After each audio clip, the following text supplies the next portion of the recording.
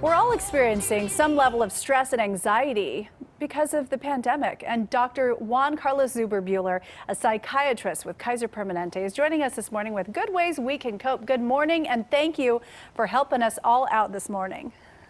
Good morning, Suzanne. Pleasure to be here. So it just so happens to be Mental Health Awareness Month. Why is it so important for us to be in tune with our mental health? Well, without mental health, Suzanne, we really don't have any physical health. So it's very important to balance both our mental health and our physical health, absolutely. And how can we tell that we are getting stressed more than usual? Is it something serious, or is it something we can just wait until it goes away? Exactly, that's the point, right? It's all about spiraling down into depression, spiraling down into anxiety. And so we have to keep track of the fact that we're all experiencing anxiety for the first time in a way collectively. We can't really pretend that none of us are exempt from any sadness or fear of what's happening. But that's also a good thing, right? That we're all experiencing something together and we can rely on each other a little bit more. But when it starts to become unhealthy is when really we start to have anxiety about our anxiety, or we become sad about our sadness. And so it's about learning to cope with some of the anxiety and recognizing that it's actually beneficial to have some level of anxiety. And sometimes people will say, oh, just shake it off, just think of happy thoughts, but it's not always that easy. What are ways we can relieve stress and reduce our anxiety levels? That's a really good way to put it, Suzanne. The goal is really about reducing the anxiety and not trying to get rid of it completely, because it's what protects us, right? It keeps us wearing masks and maintaining that physical distance we need. But once we understand that and make friends with some level of anxiety, we can start fostering other things. One of the things that science is really teaching us more and more now, that gratitude is very important.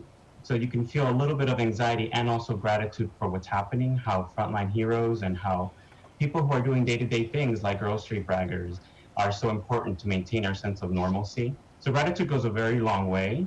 And another thing that I think is very important during these times that have disrupted our routines is to make sure we establish routines and rituals that foster that sense of social connection, that sense of routine with each other and our loved ones, and not losing that despite the fact that our lives are not the same as they were before.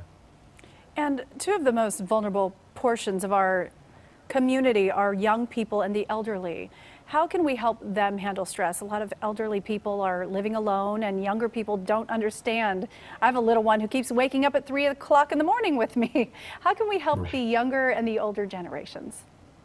Yeah, so it's really about maintaining that connection. So sadly, we've been using this word social distancing. It's really only physical distancing that we're being asked to keep. And now we have at our disposal technologies that we didn't have before. Our older generation, of course, is not as perhaps adept at that, but the phone is still there and we can still maintain some distance, but make sure that we continue to reach out to them, check in on them, and also tap into their wisdom, right? We're maintaining social distancing really as an act of love to protect the most vulnerable, which is the majority are elderly. So checking in with them and asking them, how did they grow from any previous stressors in their life? And they have rich stories to tell us because they've been through perhaps worse things that we're going through right now with this pandemic, and we can grow from them. Doctor, when is the best time for people to reach out for help? Because it might be hard, or people think, oh, it's just the pandemic, let me wait until it's over. But it's also important not to wait until it gets really bad.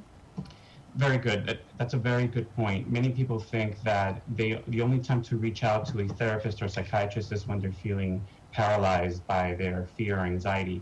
But really, our job in mental health is to also prevent worsening of symptoms. So as soon as possible, really, a lot of primary care doctors now are adept and comfortable making sure that they address the anxiety and depression that their patients talk about, and also have the facility to make those referrals. And so checking with your insurance company, making sure that you know what your benefits are and how to access mental health sooner rather than later is important. And also even collaborating with somebody you think is struggling, asking them, can I help you, connect you to someone that you may need? So it's definitely about acting proactively and looking for help. It's one of the skills and one of the characteristics of resilient people is that reach out for help. And it's a good thing to do. Yes, Dr. Juan-Carlos Zuberbuhler, thank you so much for joining us. I always say, too, check in on your strong friends, the ones who seem like they're totally fine. They're probably the ones holding it all together for the rest of the people around them. That's true. Thank you so much.